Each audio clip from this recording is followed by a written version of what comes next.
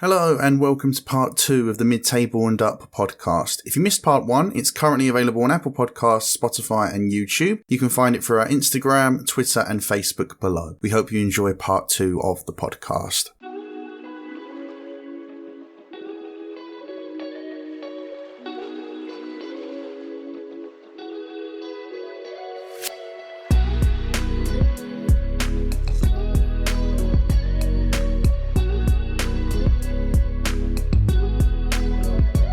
My number 9, and I feel like this is an unpopular opinion. Maybe it's just somewhat overplayed. I've gone with that the French League One is not a farmers' league. Don't get me wrong. I'm going to come out on a limb and say, is it to the standard of the Premier League? No. La Liga? No. Bundesliga? It's the weakest league in the Prem. It's out of the top 5 leagues. I would admit it's the weakest, but it's better than the Lithuanian top division, Matt. I would say only a little bit better than the Eredivisie. You know what? I would actually say the Dutch league is better than it, despite the fact I'm not calling it a farmers' league. But yeah, it's like we saw when Paris and Lyon got to the semi-finals of the Champions League, and Mbappe came out on Twitter and was like, "Oh, it's not a farmers' league." And to be fair, I do kind of agree with him. I do feel like I think basically the league gets more stick than it deserves. As I said, is it to the level of Premier League, La Liga, Serie A, Bundesliga, even Eredivisie? I don't think it is. Personally, I don't think it is. I do think all of those leagues are better leagues than I'm not the sure French the bottom league. of the Eredivisie is as good as the French league. I think you're overplaying that based on the teams in Europe. The bottom of the Eredivisie had fucking Alan Pardew as manager last year. But to be fair, it wasn't so long ago that Alan Pardew was managed. It was only 2-3 years or so ago that Alan Pardew was managing a yeah, but they signed Jordan Spence from Ipswich. George, fucking garbage. I'm with you on this, but name 5 teams from the Eredivisie. Fuck. I can't. Hang on. I can. Right. Hang on. Yeah. So do the easy one first. Yeah. Ajax. Yeah, that's one.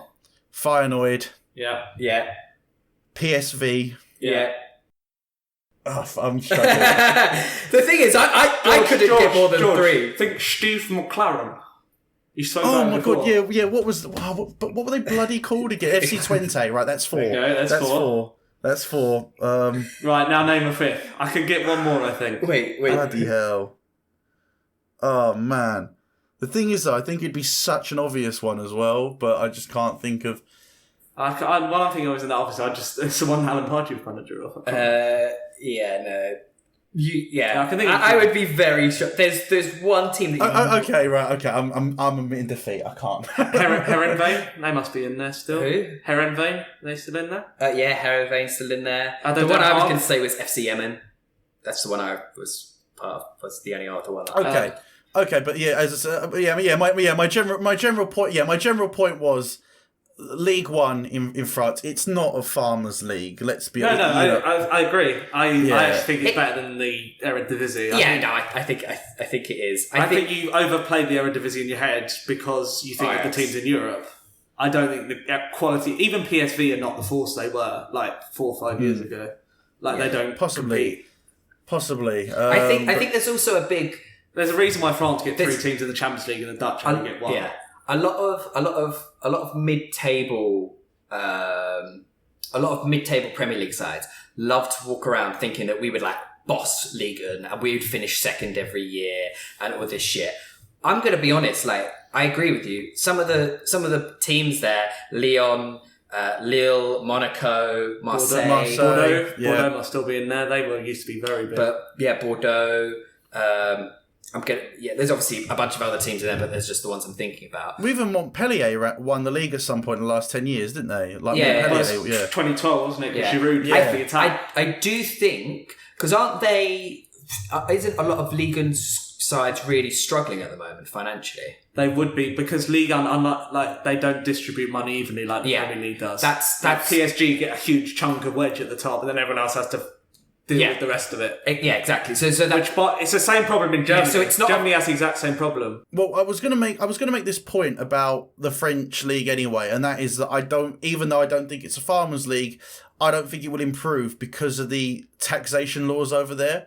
because the top level players, other than PSG, the top level players are just not going to want to go to teams in France. Well, yeah, because you need to pay them like twice as much to get the same money. Exactly. So for me, even though I don't think that league will, at least unless the taxation laws change, I don't think that league will ever hit the heights that the Premier League, La Liga, Serie A, Bundesliga the only way it does, I think, is if it grows from within and they get a huge crop of French talent coming through. But even then, though, all those players would be picked off by other European clubs with more money. To a level, I mean, the Premier League will now find it much more difficult to do that because of work permit problems. So that's one place now out the window for that. Yes, they've still got 2 other leagues they can go to. But I think these things kind of go in swings and roundabouts. I mean, there wasn't that long ago that people were talking about the Premier League's being left behind in Europe. And it's like in the early 2000s, Marseille were like consistently in the back end of Champions League games, as were Lyon. Like really, really good sides. And I think it kind of leagues go up and down this thing all the time. There's a time when La Liga was untouchable. You look at La Liga now, you think it's not that great. I think it will come round again. The French league will have a resurgence at some point. Well, this kind of links into my number 8 actually, so I feel like I might as well say it now, because my number 8 was how a country's teams do in the Champions League does not necessarily make that league better. So, because for the thing that really annoys me is that the people that try and claim that La Liga is better than the Premier League, at least up until recently, because of Barcelona, Real Madrid, obviously the two of them really had that competition over the last 10 years, up until, say, roughly 2019 or so, when there was a Liverpool Spurs final. And obviously before the 2010s, there was nearly an English team in the Champions League final every year.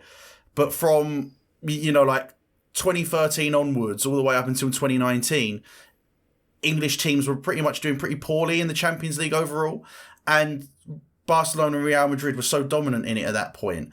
And it would kind of annoy me when people would go, oh, no, well, clearly, not everyone, but where people would go, oh, clearly La Liga is a better league than the Premier League because Barcelona and Real Madrid win the Champions League every year and Sevilla win the Europa League every year. And I'm like, well, no, you've named 3 good teams there. And I think the reason why I would say the Premier League is the best is because it has the best blend of quality and competitiveness that the other leagues just don't have.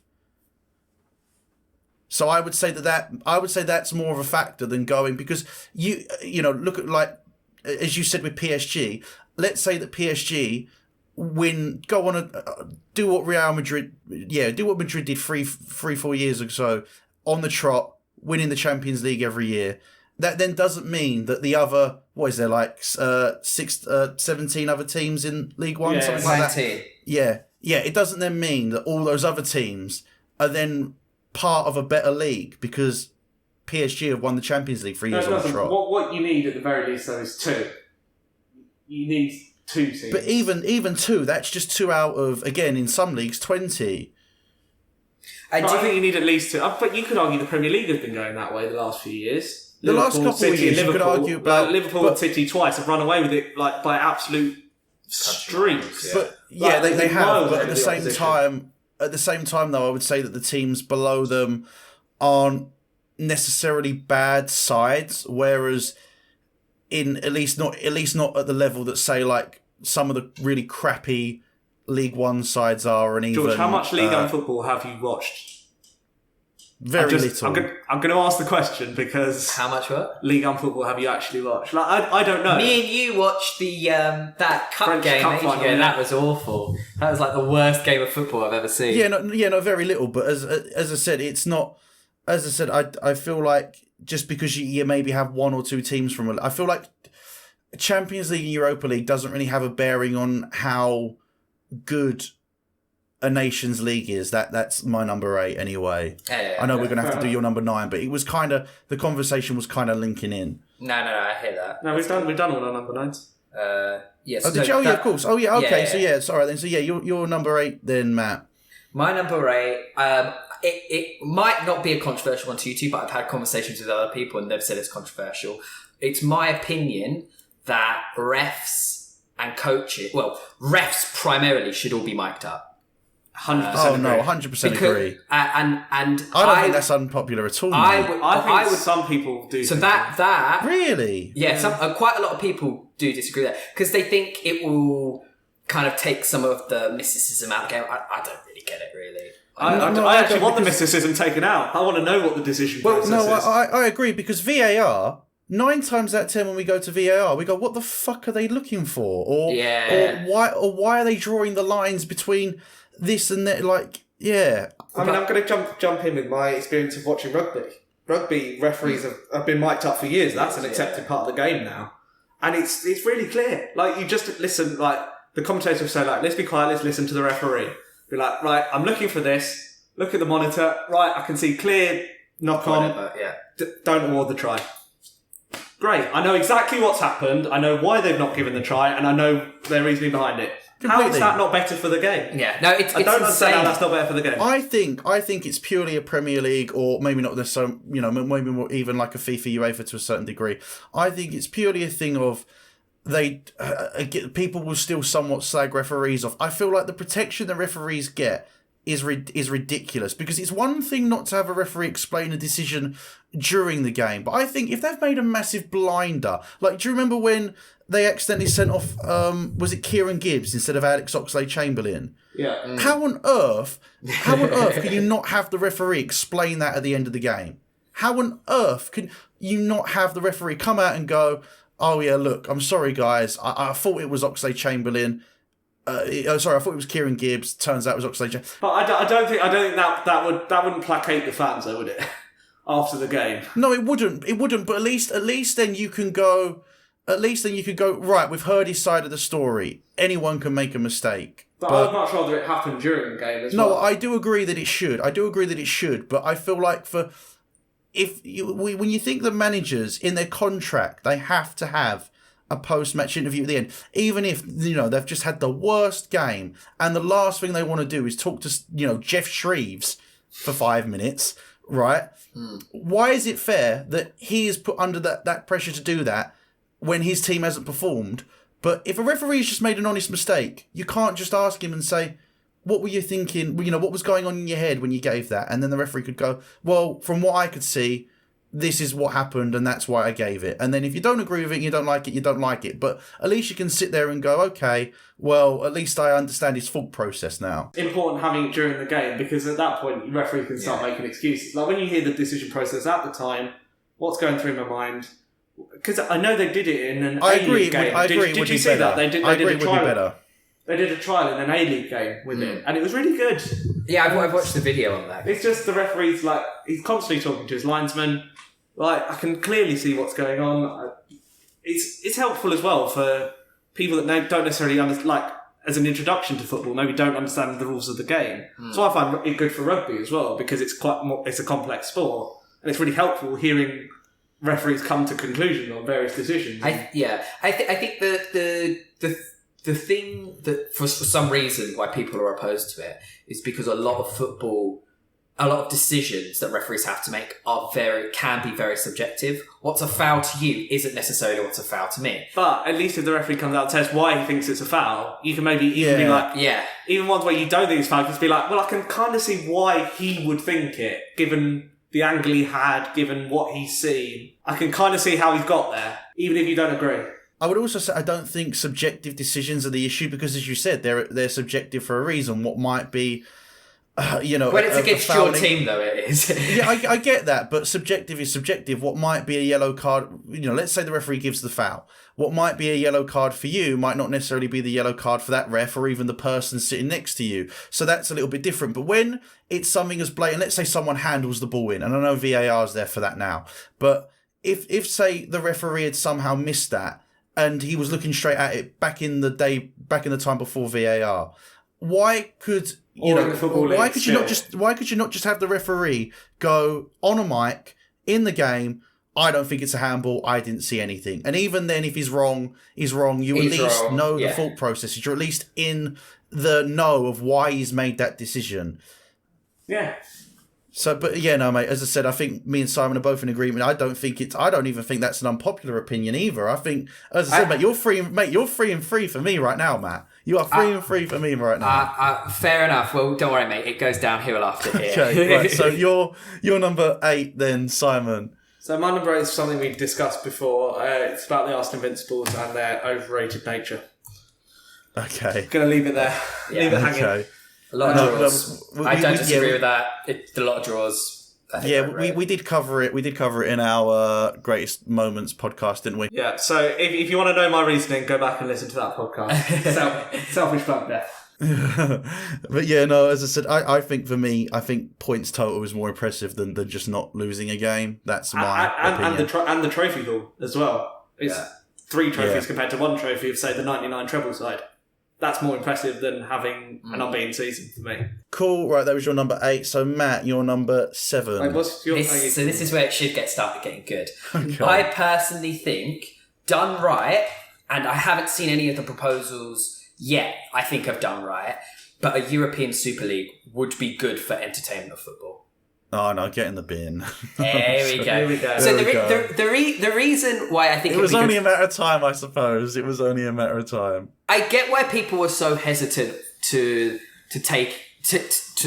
like not allow change, because a lot of the proposals, and I'll be honest, I think have been shit. Some things like not allowing teams to not have a relegation within a European Super League is stupid. But I think with a promotion style and relegation style structure, and if there are proposals for example, allowing teams to get away fans and stuff around much easier. I haven't seen a proposal that works, but I think the concept of it could be brilliant, and I think it would allow in the UK or in England, it would allow teams in the Premier League to kind of shift up a bit, and also I think it would make the higher positions in football, finishing second mean a little bit more than, okay, great, you get a Champions League spot, but it also means you get access to this great league and you get to travel, you get to broaden out your... Imagine Bournemouth or West Ham in Juventus against all these massive teams. You talk about relegation, you're talking about like a 120 league European Super League. Or Maybe. I don't know exactly what it would be like, but yeah, let's say a 120 league. How do you promote and relegate from the whole of Europe? I don't know. I'm going to be honest, I don't know how it's... Maybe there's playoffs. The thing for me is, right, because obviously if you have this European Super League, I take it we're doing it under at least the way that you're pitching it, we're doing it under the basis that, let's say it's Liverpool, City, United, Chelsea, the teams that got Champions League last season. Yeah. Let's say it's those 4. Are those 4 then never competing in the Premier League again unless they get relegated to the Premier League? Yeah. So for me then that just completely devalues the domestic league. Of course it does. The league structure cope with the fact that they may have, say, 2 teams in 1 year, 4 teams in the year after, then that's going to cascade through the pyramid because you don't know how many teams are coming in or out of the league. Yeah, it's very, very true. It's a difficult one. I don't know how it works. There's no way you can do it without completely smashing the league structure of football. And for me, that's untouchable. But let's be real as well. If you win the Premier League without, say, last year's previous top 4 winners in it, it's not an achievement. It's not really an achievement. I think it. So you're saying winning the championship is an achievement? No, not in like major silverware. It isn't. It isn't. I would disagree. It's effectively no. It's not. It's not, mate. It doesn't count as major silverware. I'm not saying that it's not a great achievement necessarily for certain clubs, but if you're going on major trophies, winning the championship or going through the playoffs, it's not a major honour. And on top of that as well, you're effectively giving someone a medal for being the 5th best team in that country. It's not. You still get a medal for winning the championship. It just completely renders the Premier League. I think that's a very Premier League biased opinion. The other thing I would say... No, man, no. The other issue I have with it is domestic cups. Yeah. There's no way domestic cups work in a European Super League. They just don't. The cups have to disappear. Because there's no way, can you imagine a team that has to play in Europe every week, like travelling away to Real Madrid, and then they've got to go to Shrewsbury on Tuesday? You think they're going to fucking bring a decent cup side to Shrewsbury on a Tuesday? They're probably not going to bring a really decent cup side to Shrewsbury anyway. But I think... if anything, it's better for Shrewsbury because if it's this European, or if it's Manchester United, for example, who might be in it, might not. It doesn't really matter because, in my opinion, it should be based on merit. That Manchester United team would have a bigger global footprint because they're going all over all over Europe. And I think it would draw fans to, support teams from, I think it would be much more mixed fan groups. I think you'd find people from Germany who support Chelsea or, people from the UK who support different teams. I think it makes the whole of Europe a much more integrated footballing network. How is money distributed through the system? I have no clue. Like I said, I haven't seen right now. I haven't seen a format. I haven't seen a set of rules or a structure where I say. I think there's so many unworkable propositions for it. Even if you could do all those things, it renders the Premier League useless, right? Let's say I don't think it does. I don't think it does. No, it completely does. It completely does because let's take. So then we should have never made the Premier League and just stayed with the Championship, or we should have never made the Championship and stayed with the League. Let's say right that this year was the first year of this Super League, right? Let's say that last year's top four from England and Spain and Germany and whoever else is 4-3, etc. How the Champions League works at the minute. Let's say that last year's top four, Man City, Liverpool, Chelsea, United, right? Yeah. They didn't compete. They didn't compete in the Premier League this year. Yeah. Let's say they weren't competing in the Premier League this year because they were competing in this European Super League, right? Yeah. Now let's say at the end of the season, Leicester win the league. Yeah. How is that an achievement? How is that an achievement? Because because you've still beat 20 other teams. You've beaten 20 teams, 4 of which weren't even in, like the best 4 from last season aren't in that league anymore. So how can you take that as an achievement? It's not like if the holders of the FA Cup get knocked out in round 3 why did we make or whatever. So why did we make the Premier League? So why did we make the Premier League? Or why did we? Because the Premier League is the best of the best. But if you've got a league above it, if the best teams aren't competing in the Premier League, winning it means nothing. Can I just make a point? Do you think if Leicester made the Champions League, it'd be a fantastic achievement? If they made this year or this year? What? If they finished fourth this year, is that a good achievement for Leicester? What, getting top 4? Yeah. Yeah, top 4 is a good achievement. So there's 3 better teams than them in the division. It's still a great achievement. You're not putting a medal around their neck. I'm saying it's a good achievement for them to do that, but I'm not putting a medal around Leicester's neck for doing that. You put medals around the Championship winners' necks. I think it's very Premier League biased to say no. You have to win a Premier League and FA Cup. The Championship is the second tier of the English Football League. It's not the number one. When you win the Championship, yes, you're the winner of that Championship, but you're not the champions of England, are you? You're just the champions of the Championship. And if you win the Premier League and the winners of the Premier League aren't even defending it that year, it means nothing. It means nothing. I disagree that it means nothing because it does. Man. It means nothing, mate. It means nothing. Leicester didn't win the Premier League last year because they only beat City. They did beat City, but they also beat every other team around the league. That's why winning a league is such an amazing achievement because, anyone can go on a great cup run. Well, not anyone, but, teams can go on a great cup run, which is why the cups are so great, but that's a different discussion. But, anyone could go on a great cup run and beat 5 teams. But that's what's so impressive about winning a league, is that you have to beat 20 teams or 19 teams that are around you. You're not beating the 20 best teams that you could possibly be beating because 4 of them aren't competing with you. That's the point I'm making. If the Premier League wasn't the top tier of, like, in the same way that the Championship, we know it's the second tier, right? So that's fine. That's fair enough. But how can you honestly say a team is the champions of England when they've not finished, when they're not competing in a league with the team that won it the year before? If the European Super Leagues, would you call them the champions of England? I'm just saying. I think what you got to think of, it's a new superstructure, isn't it? It's a different. You got to think differently. I think if this comes in, I don't want it to come in. I don't think it's good. You can't have a team win the league one year and then not like the top of the mountain again. The Championship is different because that's the point of moving up the ladder. But there's a new mountain. Yeah, that's you see what I mean. You're thinking so. But then you're effectively rendering the domestic championship null and void. They get promoted to the bigger mountain. It becomes the Championship then. The Premier League is the Championship. Yeah, but what do you think happened to the Championship when we made the Premier League? Or what do you think happened when we abandoned League One and moved up? No, there's still an ultimate winner of the league. Well, then it's the best team in the Super League, I suppose. Yeah, it's just another mountain to climb. Nah, man. But it makes domestic football pointless. It makes domestic football pointless. I agree with you. There's It makes it pointless, mate. You're talking out your ass. That's that. verbal diarrhea. Chill out. I agree, there isn't a structure right now that works, and I haven't seen one. All of the ones that I've seen so far have involved no relegation, which I think is stupid. But I think in theory, it's a good idea. No, I because appreciate if you win the there's Premier lots League, of it means issues. nothing. It means nothing if you win the They Premier said this League. about League One, George. Go It back and means play nothing, League One mate. then. Shall we go It back and play doesn't League mean One? anything. League One would mean nothing. The Championship would mean nothing. Yeah, The exactly. whole- Nothing means nothing. Well, no, but The whole tier system would You mean just have to nothing. move on to the league. Yeah, No, you're it just. means nothing. Do you know what it is? It Do you know what it means is? You're nothing. just so like, oh my god, this is the way it's always been. So what if, George, for example? But it means nothing, What if we though. made What if It we made means like the nothing, though. Premier League? It would make the Premier League null and void.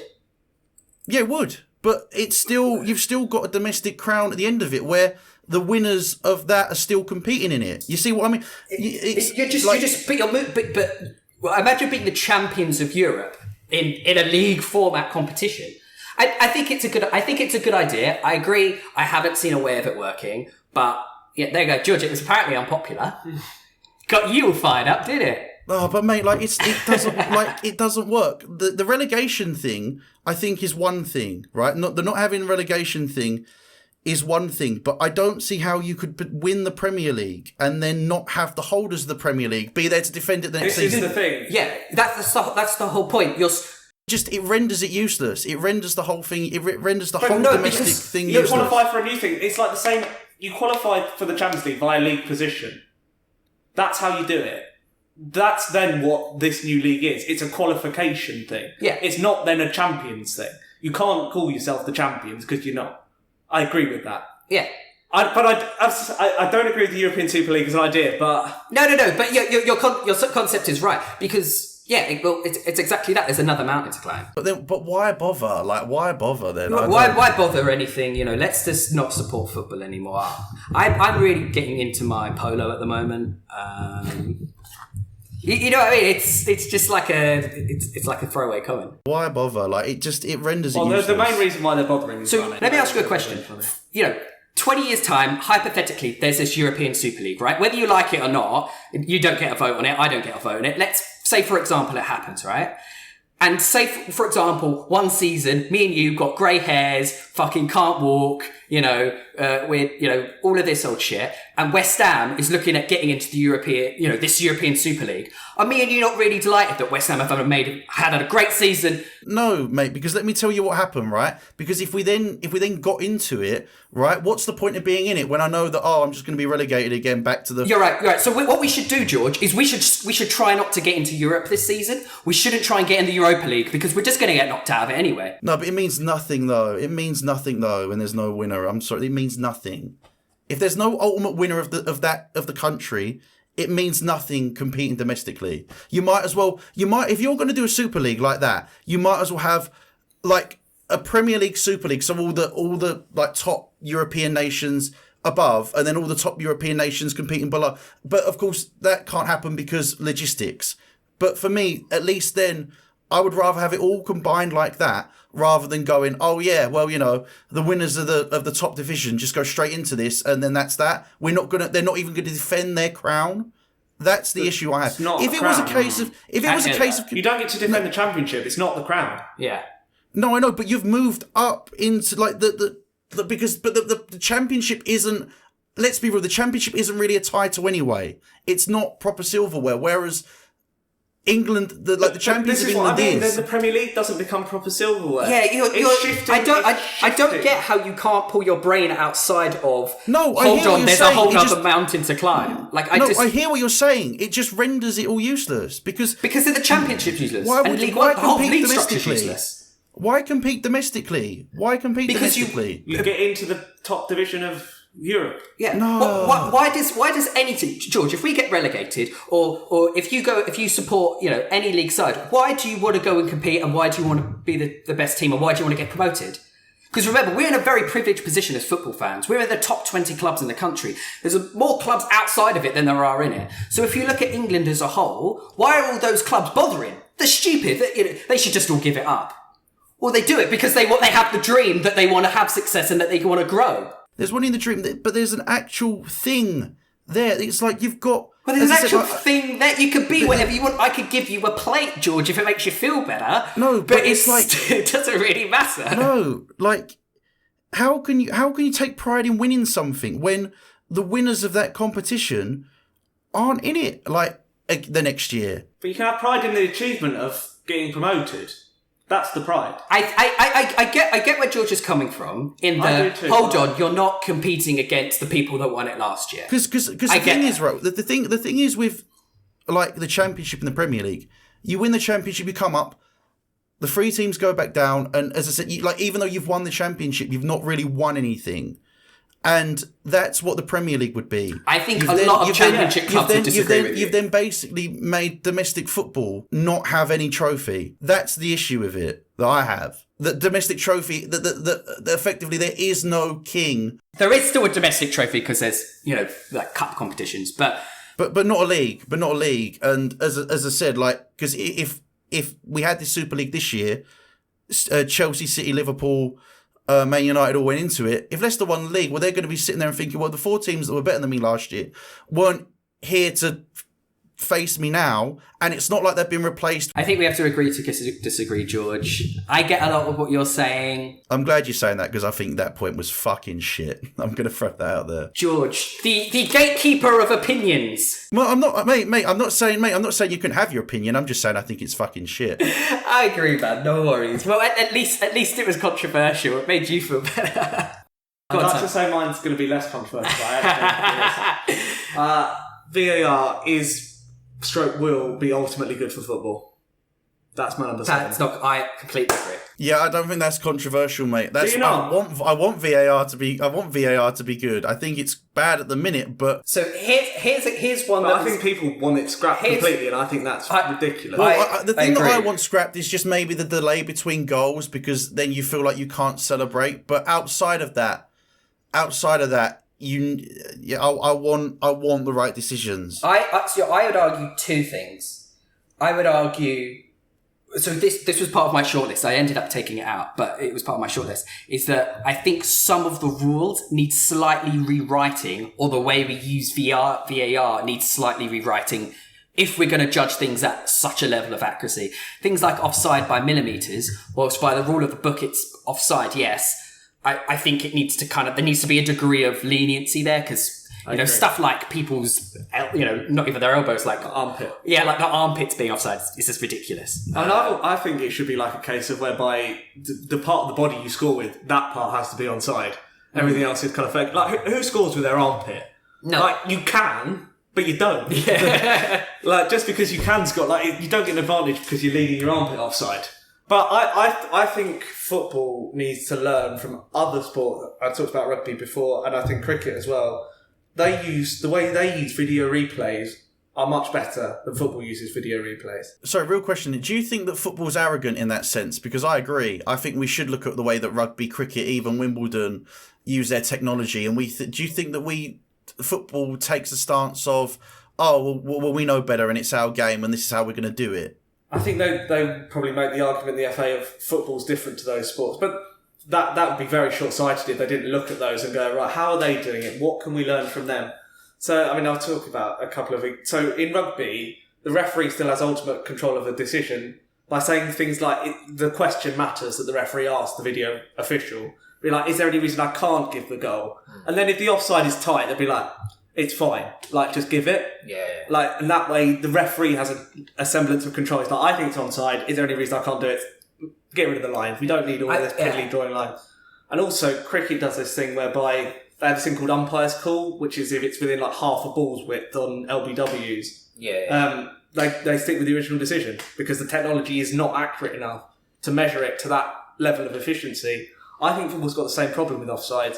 Yeah. Frame rates and stuff. I mean, offside are so hard to call to that level. I agree. It's frame rates. It's also the speed of players. So I think if you had it within like a certain degree of leniency, You go with, right, what does the referee think? And if the referee thinks it was offside, then we'll stay with it's offside. If the referee thinks it's onside, we'll stay with it's onside. Like, that's just...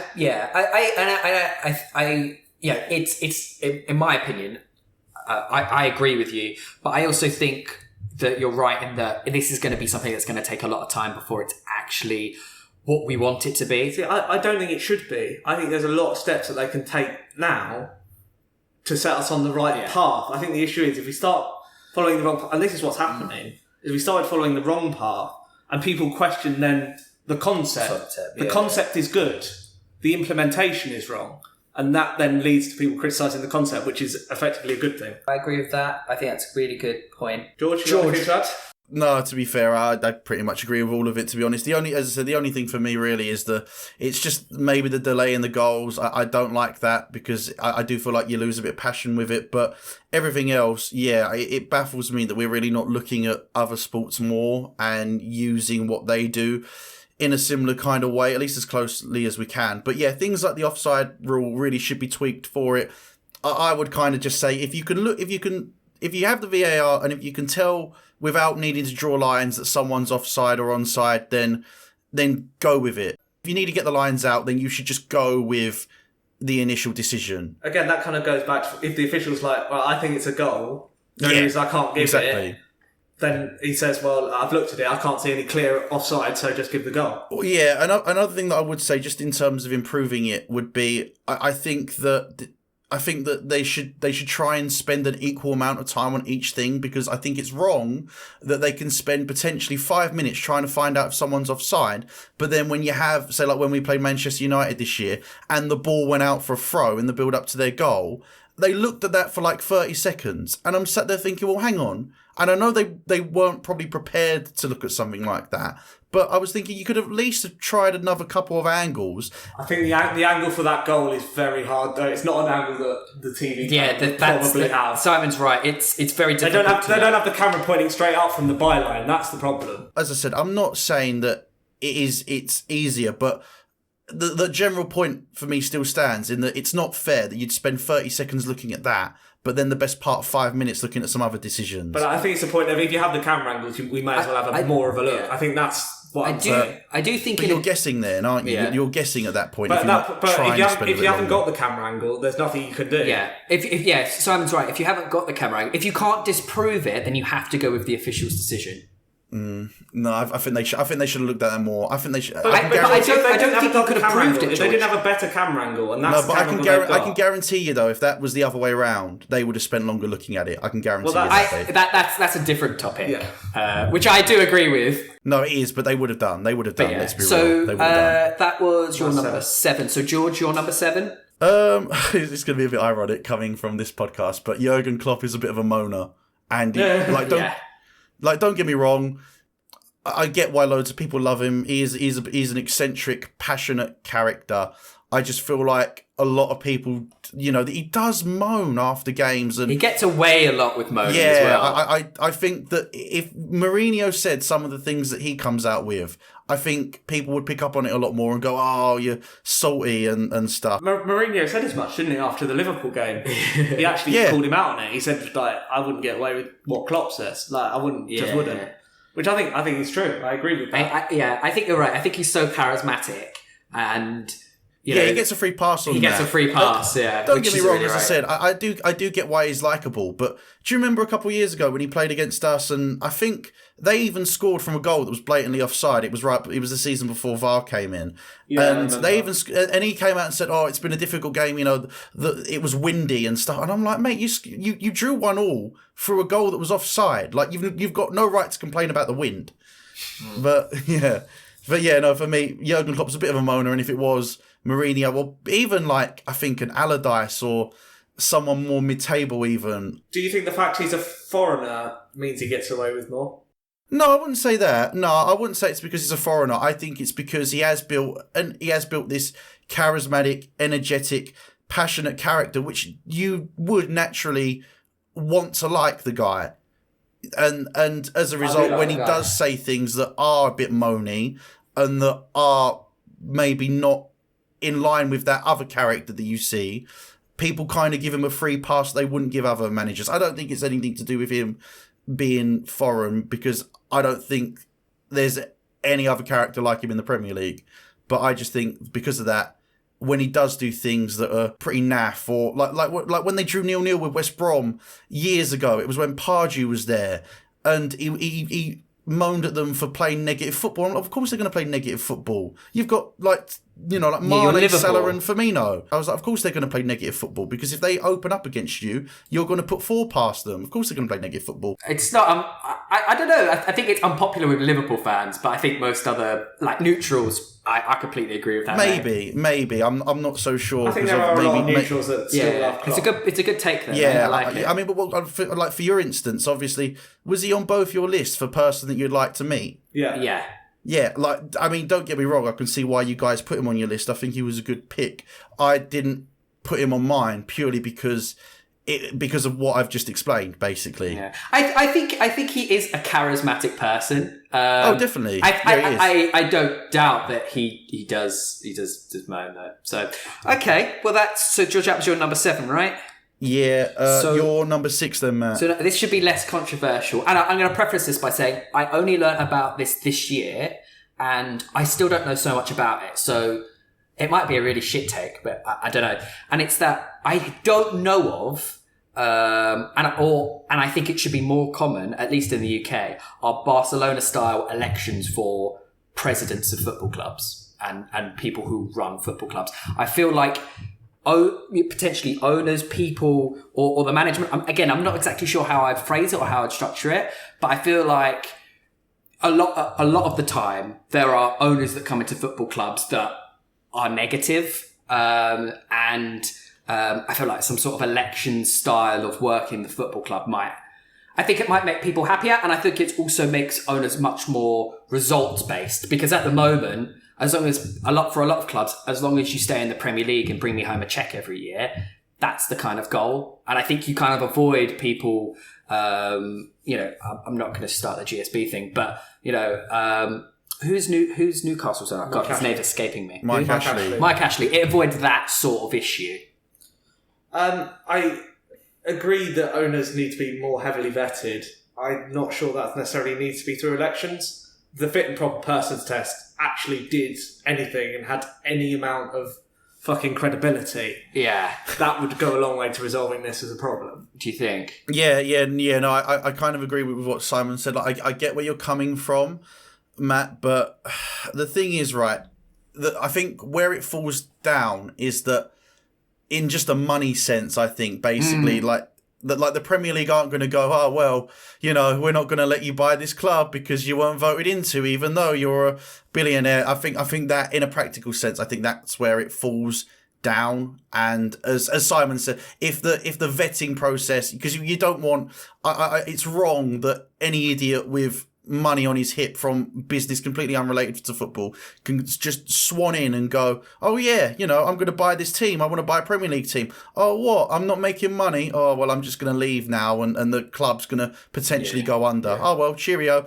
That's wrong. But as Simon said, there should be a better vetting process. And maybe it's a vetting program. And I think the other thing is, like, elections don't make you immune to making bad decisions. I mean, you look at the shit show that's going on at Barcelona, their whole election process. Because basically, once you've got an election, then you've got real problems with players can influence it. Yeah. Like, you've got so many stakeholders then at that point that if any one of them kicks up a fuss, like, you could set the club in the wrong direction for 20 years. It's the same issue with just general elections. Yeah. Like, populism's a problem. Yeah. And fans don't necessarily make good decisions for football teams. They might think they are. They might like to believe that they are. And they do. And they'll do it from a position of voting from a good place. Yeah. They want it to be successful, but they may not know the inner workings. There may be parts that they don't understand.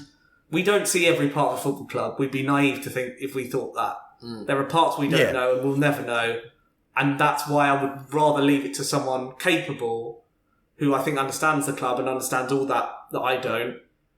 But again, that's where you need to make sure that the vetting at the start is right, because then you get the right person in who then can make the right decisions. I think as much as we might consider ourselves knowledgeable football fans, and as much as there are thousands, if not millions, of knowledgeable football fans out there, that doesn't mean you know how to run a football club properly. It doesn't.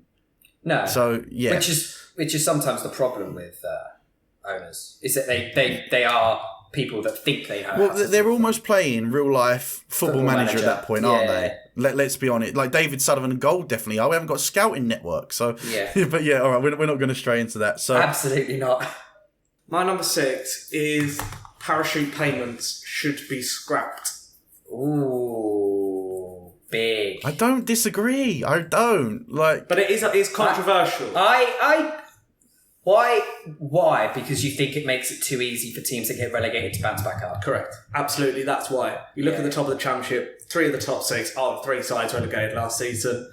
The sides that have been in the Championship a long time, sides like Brentford, who have bought really well and had to be really canny and work really hard, just cannot financially compete with clubs that come down from the Premier League, can blast them out of the water, buy all their best players, and you're creating like almost a 2-tier structure in the division, but worse because it's like top. It does make going back to obviously the conversation we had before about what does the Premier League mean.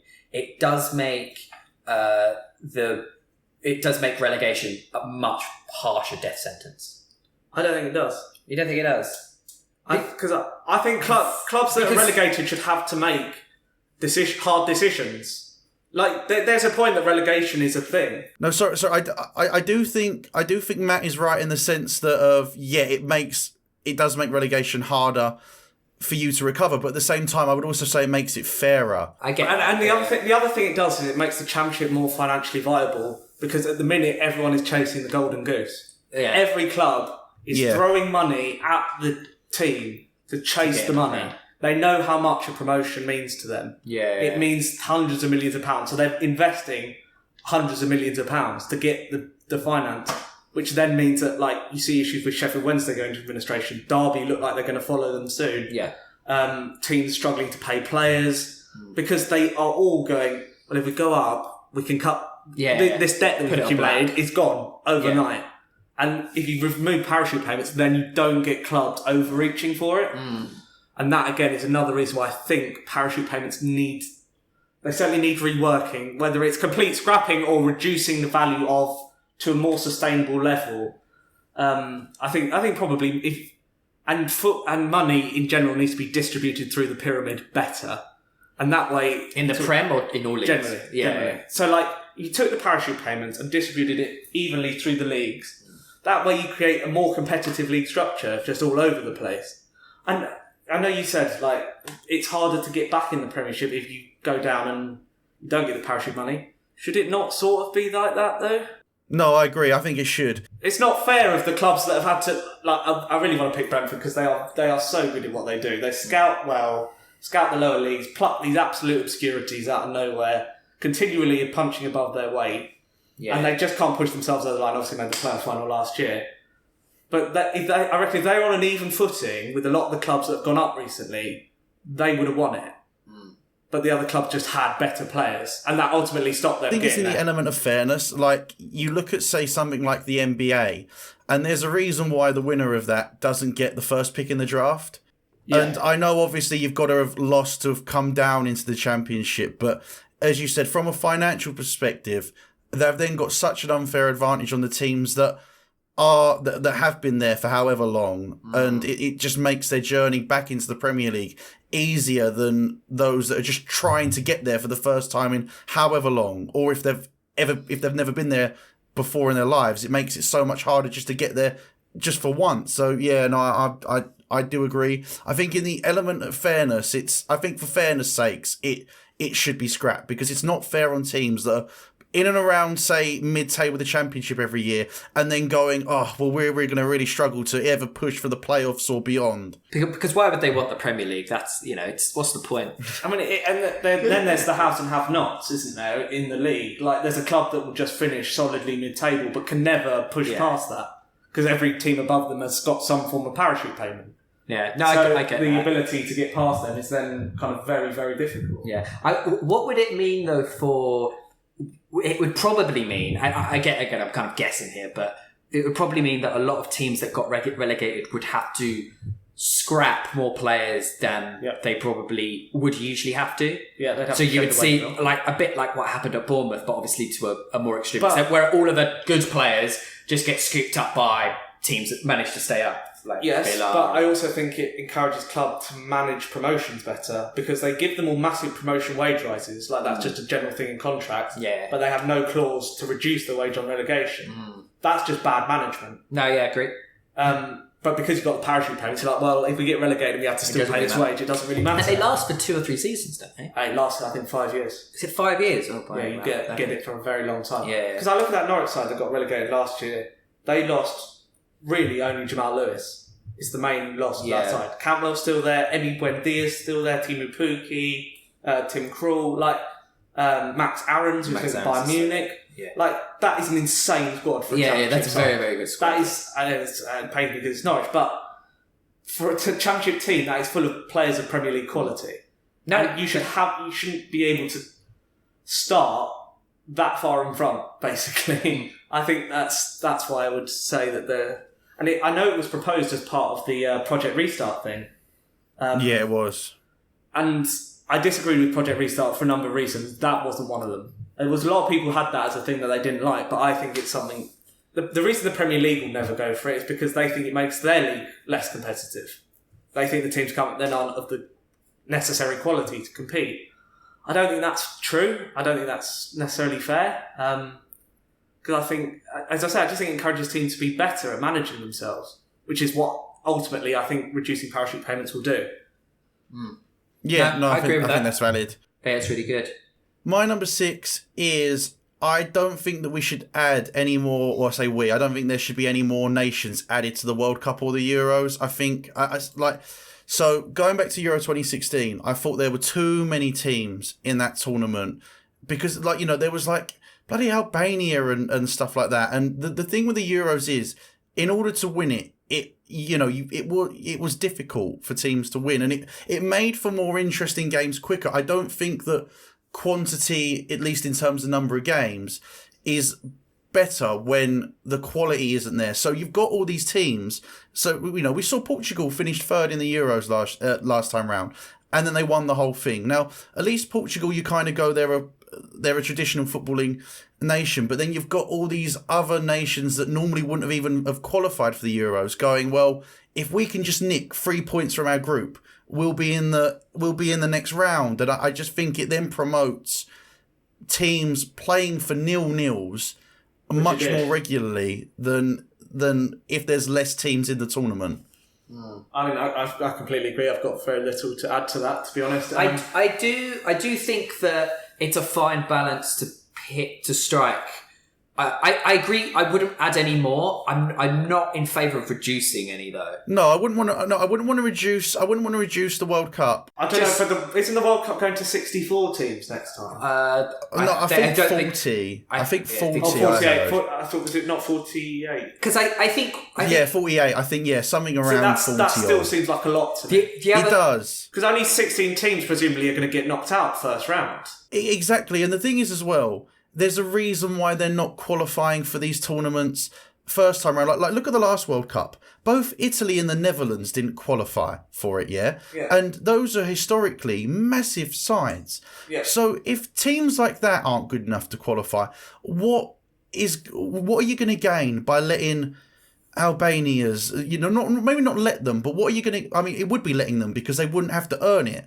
What are you going to gain from having Albania's, North Korea's or whatever qualify, other than just people to turn up to be beaten then and there, and even if they did somehow end up playing a team somewhat on their level, they're going to try and nick a 0-0 or something. It's not competitive. Well, I would argue that that these competitions aren't just for big footballing European nations like England and Spain and France. But I think that there's a whole there's more people outside of those countries than there are inside, and really by having their team in these big competitions is a massive thing. Panama qualifying for the World Cup But this- was huge. But they earned it though, mate. They qualified they qualified ahead of the United States, and they earned that place Which is the there. best thing ever. But if everyone and their mum is in it, it just waters down the quality. Yeah, I agree. I don't think it's that hard to qualify either, particularly Europe. No. Like, qualifying from a European qualification section, not that hard. What, really. we're talking Euros? Well, Euros or World Cup. I don't think it's that hard to qualify. Scotland have qualified for their first tournament since '98, Yeah. and as great as it is for Scotland, because obviously they have missed qualifying for so long, it's because there's extra teams in there. It's that simple. If they didn't make it more accessible, they wouldn't have qualified. Whereas if there's a smaller bandwidth, as you said, because Panama did qualify last time round, but they qualified at the expense of a team that would, from '94 onwards, had been in every World Cup. Yeah. Well, I think the other thing I would say on this is the Nations League has provided another route to qualification as well, which Yeah. I actually think is a good thing. In terms I of, agree. You talk about smaller nations like competing. Well, you win your Nations League group, suddenly you're in a playoff, which is much easier to get through than a group stage. Yeah. So that gives that opportunity for lesser sides to qualify for a major tournament for a route they didn't otherwise have. Yeah. But you don't necessarily need to have more teams at that point. No, I think It gives another route to qualification. The other thing I'll add to support your point, George, again, I'm not unpopular, but I think we're all not very good at that today. But no, but to be fair though, I just think some people see that there's more games, so it's going to be better. No, And I see that. No, it doesn't work like that. I don't want to watch Albania play Andorra in the Euros. I just don't. I wouldn't even argue that's the worst part of it. For me, the worst part of it is, remember, this is outside of usual calendar football. And the problem that you have is if you start extending the league, it means teams are playing more games. And if teams are playing more games, it means they're getting less rest over the summer. They already don't get a lot of rest over the summer anyway. Particularly in World Cup. And was it Son a couple of years ago? He played a ridiculous amount of games in the year. Yeah, I know Mane did the same thing in Yeah. the Nations. Yeah, exactly. It was crazy. So, I agree with that. George, I don't have much more to add.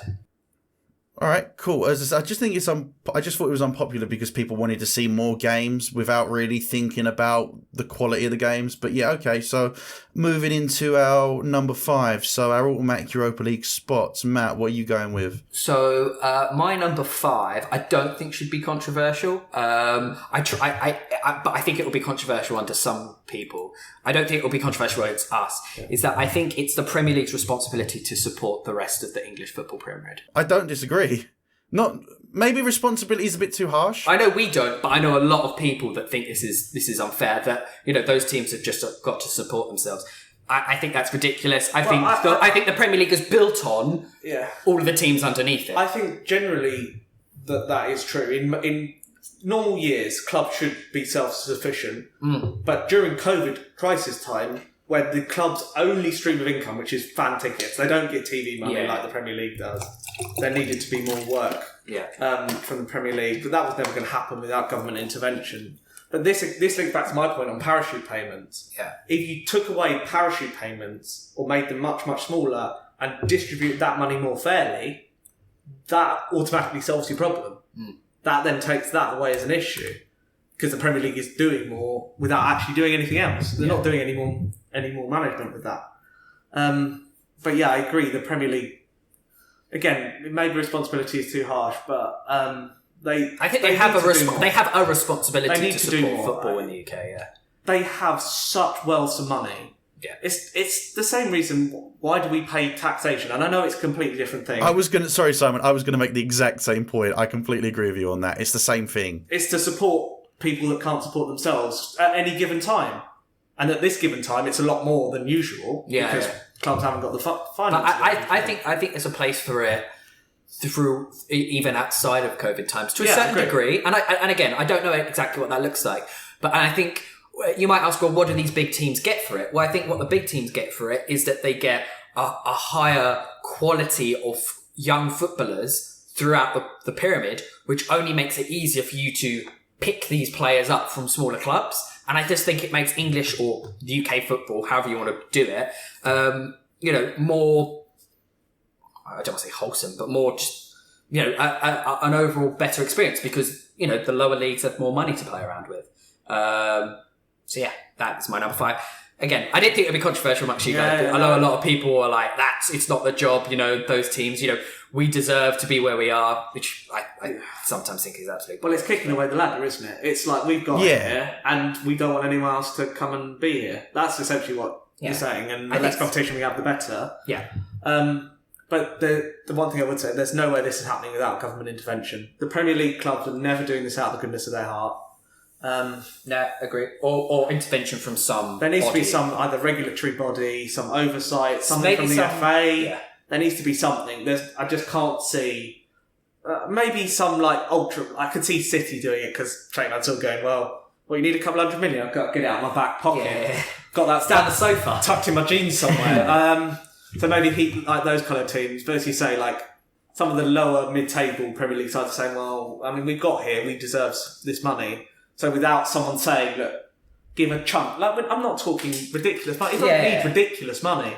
League One clubs and League Two clubs and not Championship less so because they've got financial problems more. They're not that much to run. Particularly in these times, there's not. But the cost of no income and a slight running cost is just you run out of money very quickly. Yeah. But you're talking, I think they said 200 million. That would probably cover the losses during COVID. Yeah. So the Premier League, what is 200 million? I mean, broadcasting rights alone are 1.2 billion or something. Yeah. So that's nothing. Yeah. I don't think it will come from the FA because I think they pussyfoot around the Premier League. I think it would have to come from what? I think it come from the EFL because they pander to the Premier League as well. Yeah, so I think it would have to come from the Premier League seeing that it's their responsibility, and I don't think the clubs do. Well, right, it's one of those things. It's where government probably needs to step in and say, we think football's for the good of the community, and if you want to be a big side earning big money, then you need to start contributing to the rest of it. So, okay, well that wasn't controversial then. Not here. My number 5. Okay, so I don't really know if this is controversial or not, but I just think it's a bit of an interesting one. And I would say that football in the Premier League era should not be compared to pre-Premier League era. And I'm not saying that means that pre-Premier League era football doesn't exist, because that is a nonsense. But the game has evolved so much. Not even since 1992, but even over the last 10, 15 years. And even before that, the game is just so different now. The football, Premier League footballers are effectively the best athletes in the world. They're up there with Olympians in terms of their athleticism and their training and everything. And I just think the game, even though it's still the fundamental of, 2 teams of 11 men kicking a ball to score the most amount of goals, the little nitty gritty stuff has just changed so much. Well, it's also the professionalism of it, of weekly training, huge training centres, gym facilities, so I know about Ipswich in the 80s. Sports nutrition, doctors, sports scientists, analysts, every statistics, thing you everything. could possibly want. Nice hotels, even going even as stupidly as that. No, it all adds up. It all adds up. Yeah. I agree. I mean, I think you could even go broader than just Premier League to non-Premier. Comparing across eras is very hard.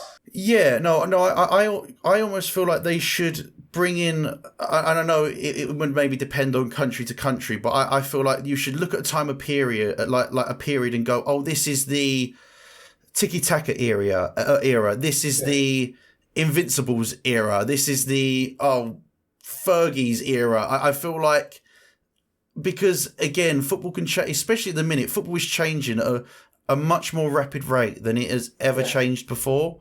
And you're looking at players that even, say, 10, 15 years ago were world beaters. And you'd like to think that a player would be able to play at any time, the true great ones. But it's changed so much. You kind of got to think that some players that were maybe world beaters a few years ago, if they were in their peak today, if you just plop them into the Premier League, they would struggle. Yeah, well, fitness alone is a thing. They wouldn't be fit enough. Yeah. But even outside of that, even like outside of the fitness, like you think of like the technical ability of goalkeepers, and like if you took even like a David Seaman and tried to just stick him in goal for Man City or Liverpool today, it wouldn't work. It wouldn't work. Yeah. Yeah. I agree.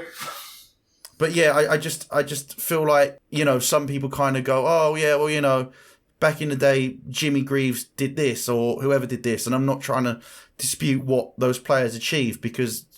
You look at Puskás and players like that, they do deserve their time in the spotlight and they did achieve incredible things. It's just the game is so different now. It's difficult to turn around and say, oh, well, is Lionel Messi better than Maradona? That kind of thing. Yeah. Yeah, they're almost different animals. Yeah, completely. Like, yeah, like, again, like Maradona, like, he's not sniffing lines in between Argentina games in today's climate, is he? No, it's not happening. Although, yeah, maybe he should make him very sprightly, I'm sure. Very talkative as well. Maybe. So, yeah, I don't know if that was unpopular or not. It was just something that I thought that... I think it's a good point.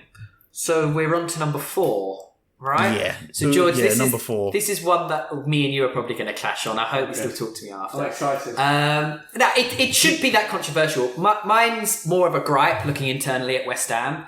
And I understand why people feel the way that they feel. But for me, it's the West Ham fans in general, addressing the whole kind of fan group. And I know there's fans every end of the spectrum. We should get on with the move now and stop moaning and reminiscing about the move away from Upton Park. I appreciate it's not the same. And I appreciate that the board could have done a lot more to it. For me, it's just one of those things. It's like, it's done now. Let's just get behind the team and try and support them as much as possible.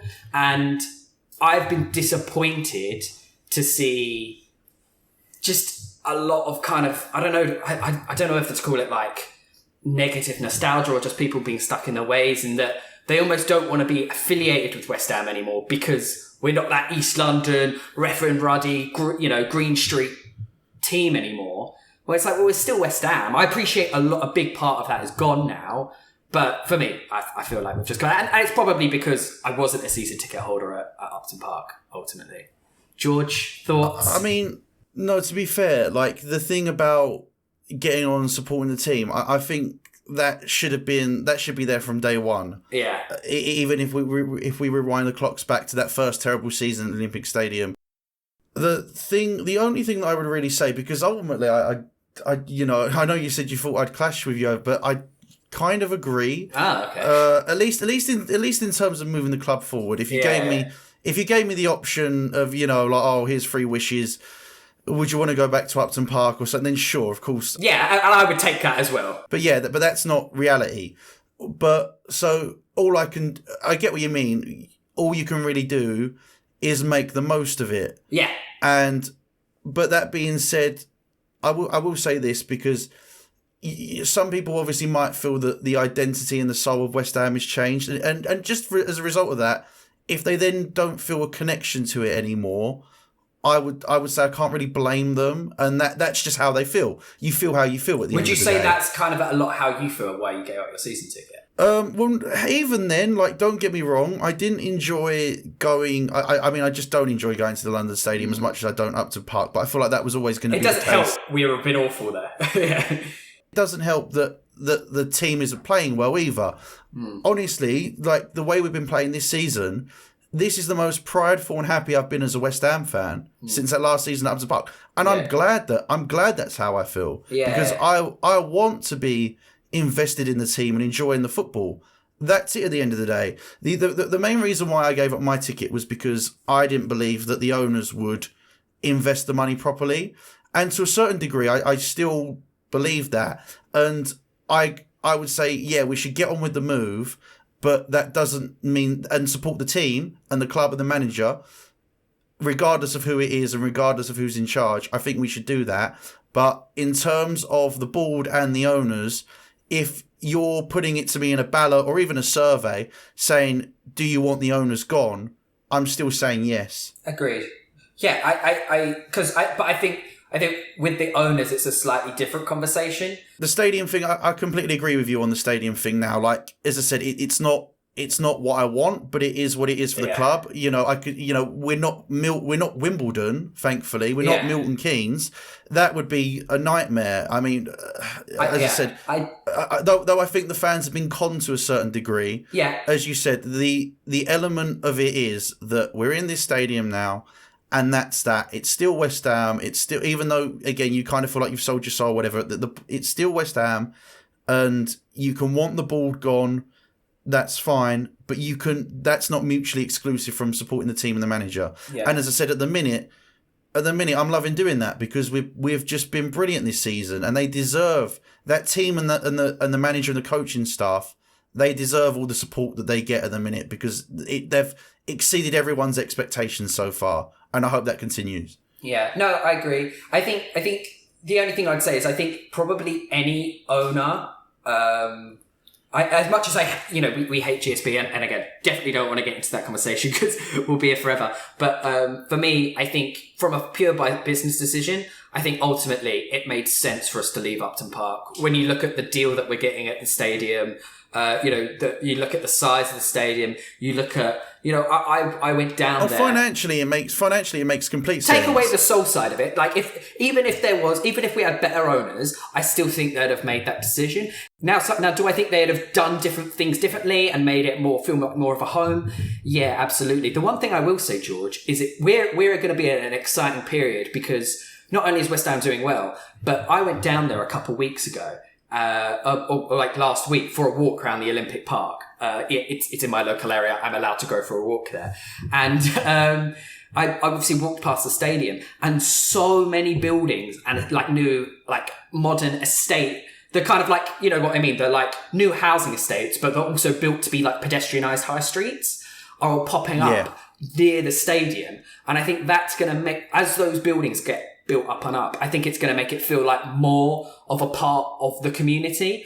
Rather, it's going to feel like an actual place instead of a shiny stadium in the middle of a shopping centre, which right now it is. But I think maybe looking to the future, we can make it into a home. No, the thing is, right, because before we left, I was in favour of the move. And because I ultimately did believe that it's what we needed to better ourselves going forward. And to a certain degree, I still think that potential is there.